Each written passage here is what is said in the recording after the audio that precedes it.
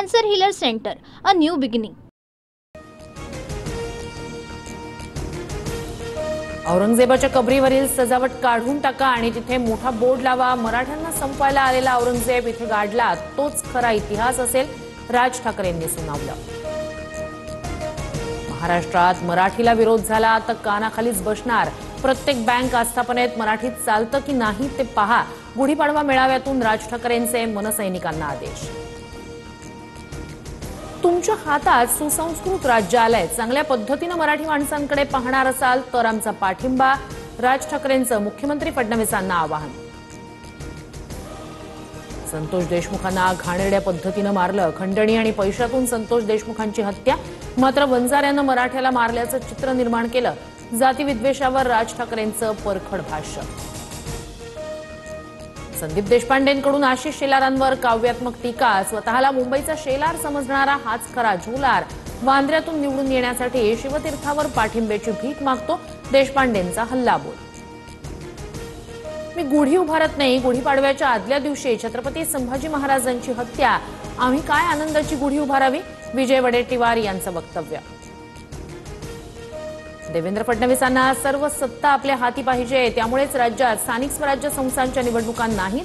काँग्रेस प्रदेशाध्यक्ष हर्षवर्धन सपकाळ यांचा आरोप. प्रशांत कोरटकरची कोल्हापूरच्या कळंबा कारागृहातील अंडा सेलमध्ये रवानगी. कोरटकरवर 10 सीसीटीव्ही कॅमेऱ्यांची नजर असणार.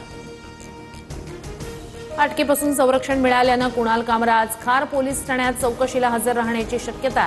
दुसऱ्या समन्सला कामरा हजर राहणार का याकडे लक्ष. शिर्डी विमानतळावर नाईट लँडिंग सुरू. वॉटर सॅल्यूट करून विमानतळावर आनंदोत्सव साजरा. नाशिक कुंभमेळ्यासाठी शिर्डी विमानतळ केंद्रबिंदू ठरणार. भाजप नेते सुजय विखेंकडून विश्वास व्यक्त. कोल्हापूर गोकुळ दूध संघाकडून गाईच्या दूध खरेदी दरात 2 रुपयांनी वाढ. आजपासून गाईचा दूध खरेदी दर 32 रुपये असणार. दूध उत्पादकांना फायदा होणार. सोलापूरचा बेताळ शेळके ठरला 66वा महाराष्ट्र केसरी. अंतिम सामन्यात पृथ्वीराज पाटीलचा पराभव करत पटकावली गदा. 1 रुपयात पीक विमा योजना आता गुंडाळणार. भरपाईचे 4 निकषही वगळण्याचे निर्देश. मुख्यमंत्री आणि उपमुख्यमंत्र्यांच्या उपस्थितीतील बैठकीत निर्णय.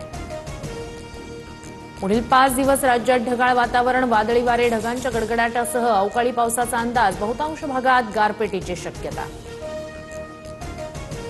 विदर्भात उन्हाचा तडाखा कायम. रविवारी नागपूरचा पारा वाढून 41.2 अंशांवर. पुढचे 2 दिवस तापमान चढच राहण्याची शक्यता. राज्यातील तापमानात वाढ होताना दुसरीकडे धरणांमधील पाणीसाठा झपाट्यानं खालावला. 50% असलेला पाणीसाठा आता 47%. महाराष्ट्राची लोकप्रिय वृत्तवाहिनी आता फ्री डिशवर. उद्यापासून TV9 मराठी डीडी फ्री डिशवर पाहता येणार. डीडी फ्री डिशच्या प्रेक्षकांना 68 क्रमांकावर TV9 मराठी दिसणार.